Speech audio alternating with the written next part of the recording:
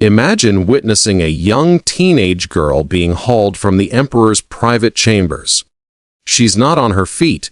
Two attendants are yanking her along by the wrists, her heels scraping helplessly over the polished stone floors. Her gaze is vacant, staring ahead as if the light behind her eyes has been extinguished forever. Just a few days earlier, that same girl had been full of life, sharing stories and laughter in the corridor near your own quarters.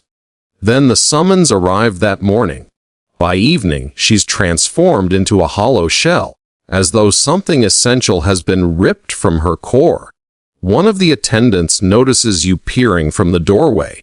She rushes over, clutches your shoulder firmly, and yanks you inside your room. "Keep your eyes down," she hisses. "Never stare. And when your turn comes, don't resist. This is Rome in the year 39 of our era. You're only 14. Confined for a week now in a lavish wing of the palace known as the Pavilion of Bliss. You've only just begun to grasp the fate awaiting the girls called to the emperor's presence. Your father had called it the ultimate honor. Your mother wept bitterly as you boarded the ornate carriage. The whole neighborhood gathered to watch with admiration as you ascended the grand hill to the imperial residence.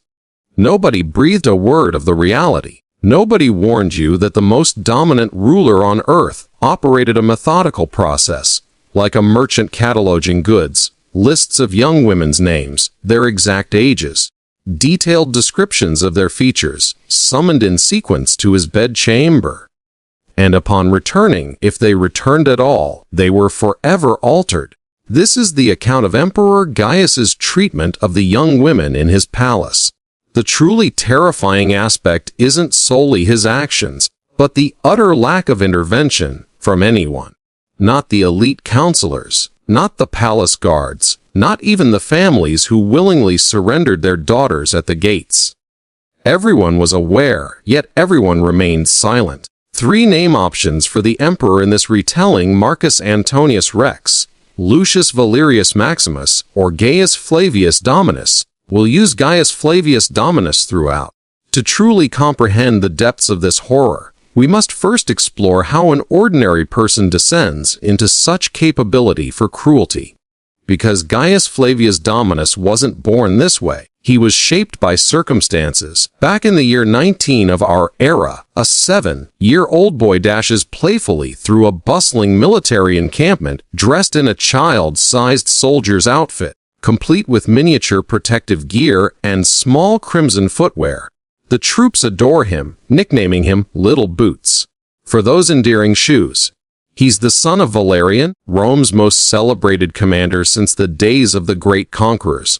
The soldiers swear the boy's presence ensures their triumphs. He has no clue of the tragedies ahead. A year passes, and his father perishes suddenly. The public explanation: a mysterious ailment. The rumors among the ranks: poison, orchestrated by Emperor Tiberius out of jealousy. At 8 years old, the young Gaius watches as the destructive forces begin dismantling his family.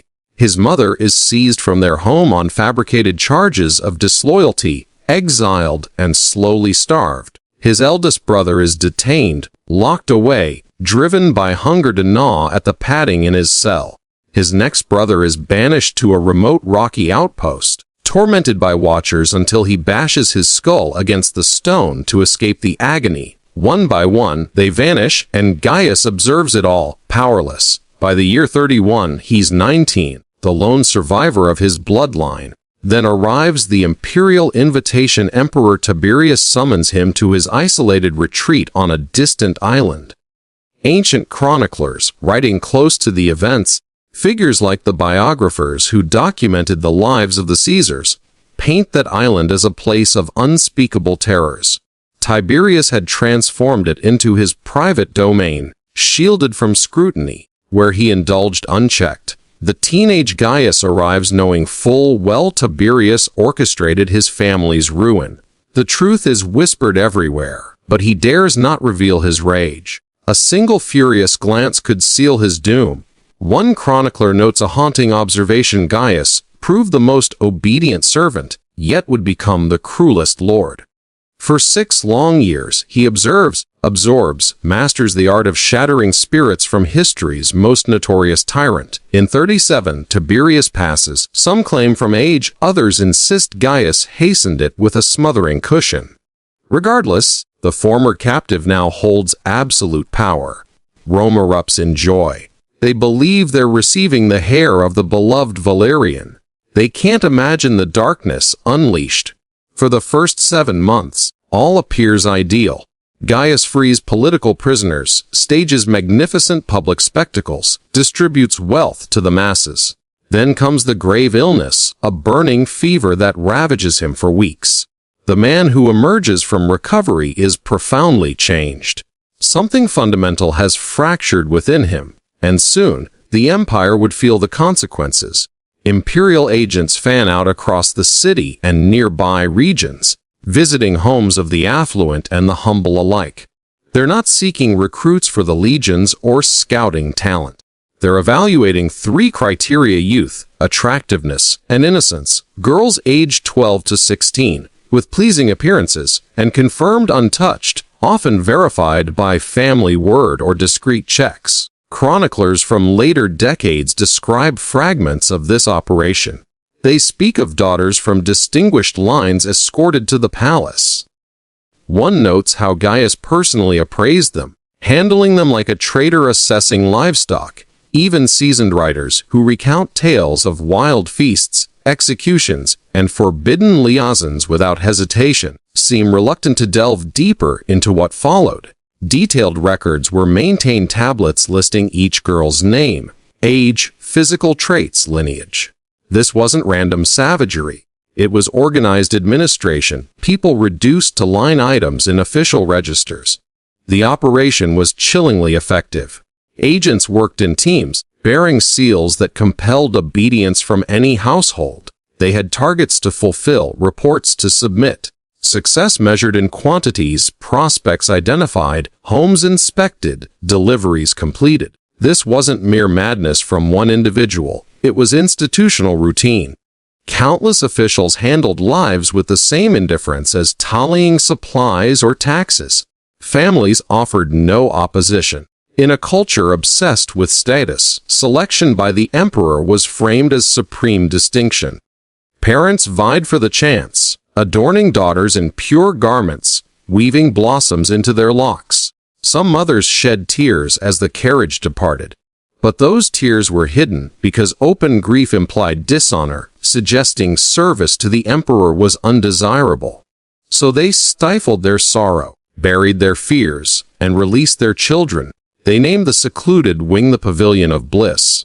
It evokes images of serenity, blooming gardens, gentle waters, young ladies studying arts and verses.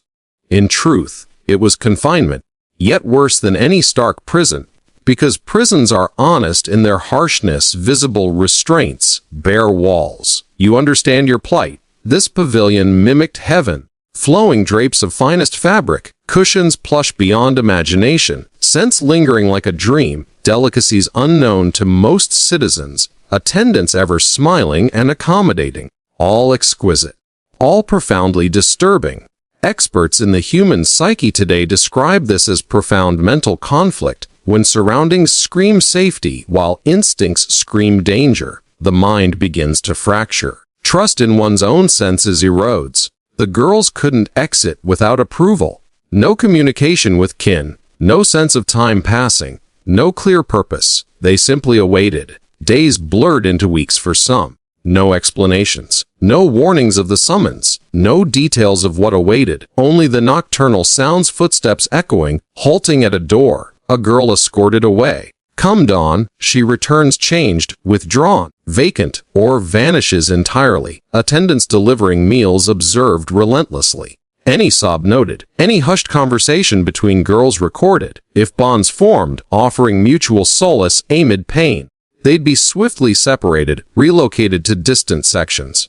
Because unity fosters resilience, and resilience invites defiance. Solitude was deliberate. The anticipation alone inflicted torment.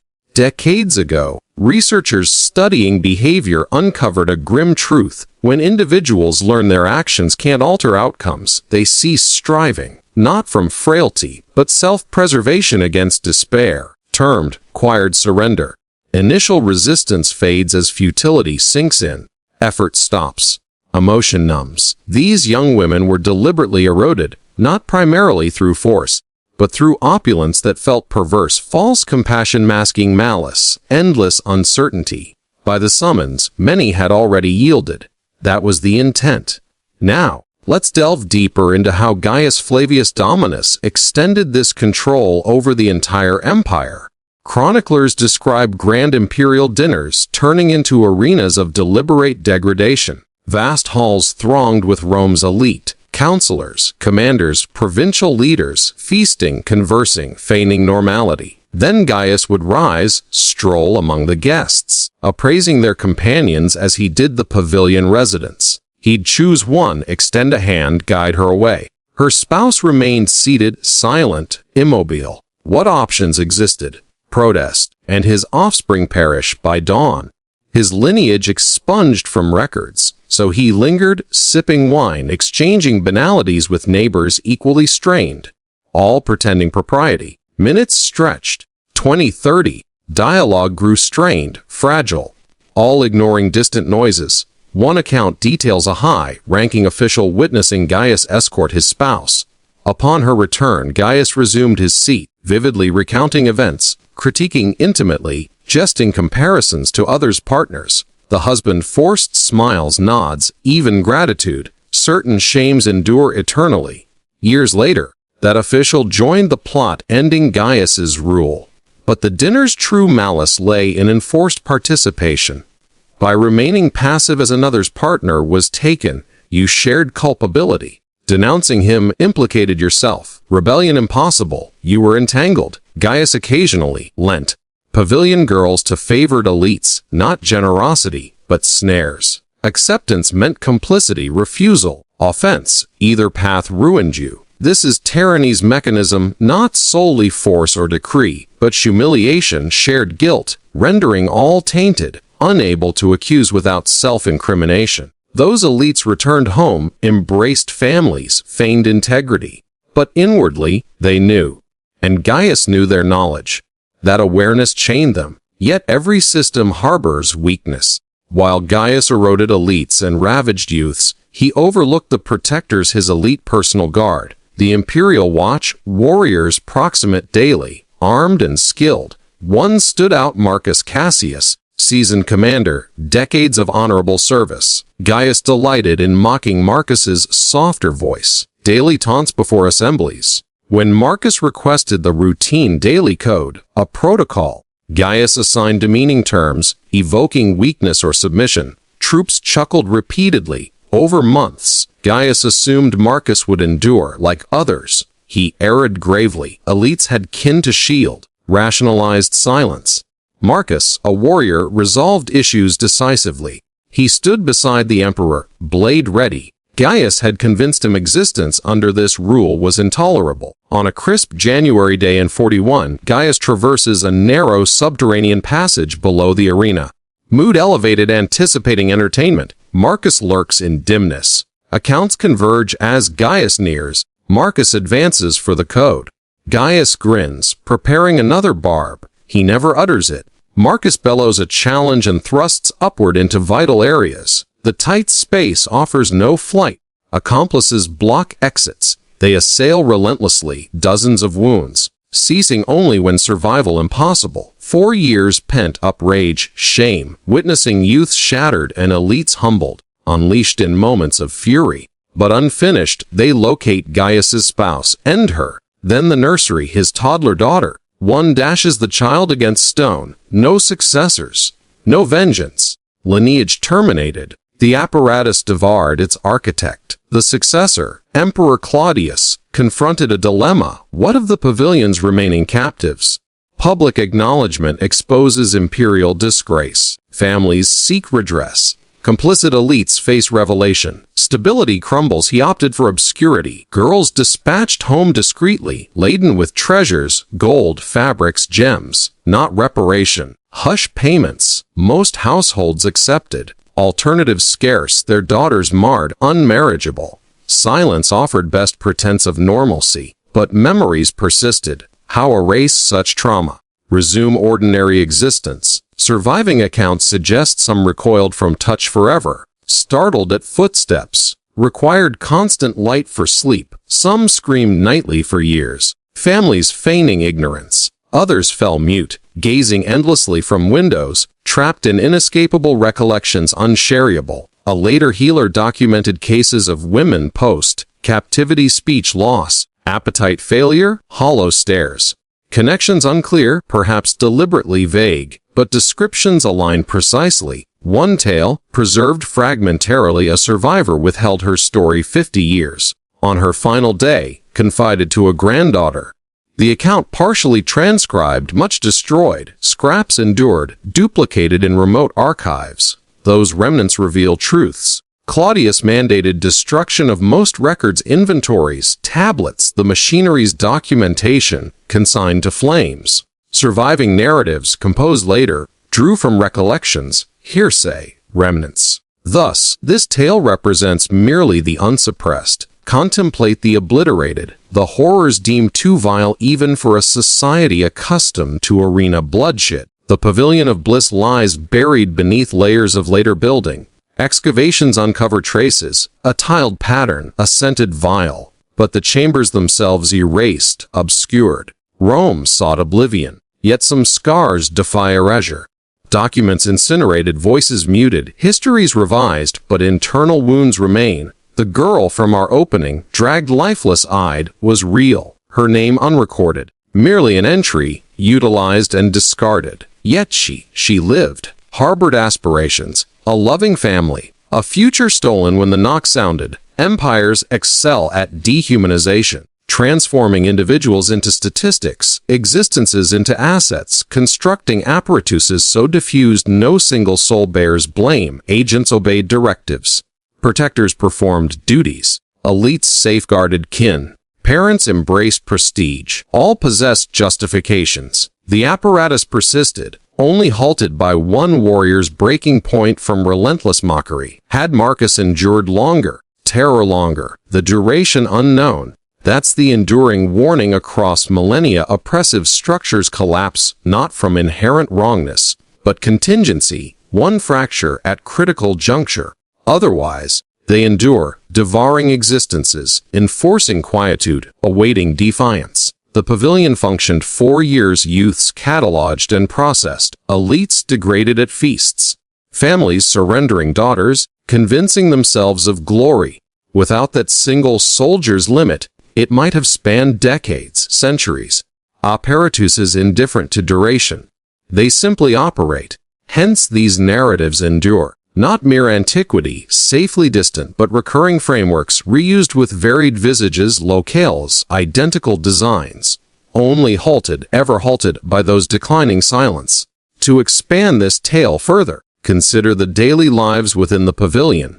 Girls arrived bewildered, often from provincial homes where simplicity reigned, suddenly immersed in extravagance. Baths scented with rare essences from distant lands, garments woven with threads finer than spider silk, meals featuring fruits out of season, imported at great cost. At first, many felt gratitude, believing the honor genuine. They shared excited whispers. Perhaps they'd learn courtly graces, marry advantageously, elevate families. But days without summons bred anxiety. Why the wait? What purpose? New arrivals heard vague warnings from veterans. Don't ask questions. Smile always. Befriend no one deeply. One girl, let's call her Livia, arrived from a coastal town, daughter of a merchant. Bright, curious, she tried engaging attendants. When might I see my parents? Silence. What does the emperor expect? A sharp glance, then dismissal. Livia befriended another, Sophia from the north, with golden braids. They confided fears nightly, finding comfort. Next morning, Sophia gone, relocated. Livia never saw her again. Isolation deepened. Meals alone. No shared activities beyond supervised walks in enclosed gardens. Always watched. Some girls invented games to pass time, recounting childhood tales, imagining futures. But reports of such led to separations. Psychological erosion varied. One Amelia resisted longest questioning, demanding answers. Attendants noted defiance. Her summons came swiftly. Return compliant, distant. Others surrendered earlier, adopting blank obedience, hoping to minimize pain. Gaius's inspections girls lined up, appraised coldly. Comments on figures, complexions. Some selected immediately. Others returned to waiting, dread intensified. Beyond pavilion, ripple effects. Families back home, fathers boasted initially, but whispers spread. Mothers haunted by regret, yet publicly proud. One mother, hearing rumors, attempted visiting. Denied access, she wandered palace outskirts, calling daughter's name futilely. Guards removed her. Senators' humiliations extended. At one feast, Gaius invited a governor's young bride, returned her disheveled, then quizzed husband publicly on her qualities. Forced laughter masked fury. Another incident, Gaius, borrowed. A counselor's daughter from pavilion, gifted to ally. Ally, knowing trap, accepted, later executed for unrelated treason. Complicity web tightened. Marcus Cassius's backstory adds depth. Veteran of frontier wars, scars from battles. Respected by troops. Gaius's mockery, effeminate passwords like "love's embrace," eroded dignity daily. Colleagues noticed growing rage. Whispers of plot began. Conspirators included disgruntled senators, guards wary of tyranny. Assassination Day games honoring past divinized ruler. Gaius, cheerful, addresses young performers in passage. Marcus requests password. Caius smirks, speech strikes swift. Chaos ensues. Gaius pleads but blows rain. Aftermath, palace searched. Spouse found cradling daughter, both slain brutally. Claudius, hidden in curtains, discovered by guards, proclaimed emperor unexpectedly. His reign stabilized empire, but Pavilion's legacy lingered. Some survivors married lowly, hid pasts. Others entered religious seclusion. Fragments suggest one became healer, aiding traumatized women anonymously. Trauma's echoes night terrors, aversion to luxury, distrust of authority. One elderly survivor reportedly said, "They gave us paradise to make hell feel deserved." This pattern recurs, systems normalizing atrocity through bureaucracy, complicity, silence, only broken when individuals declare no more.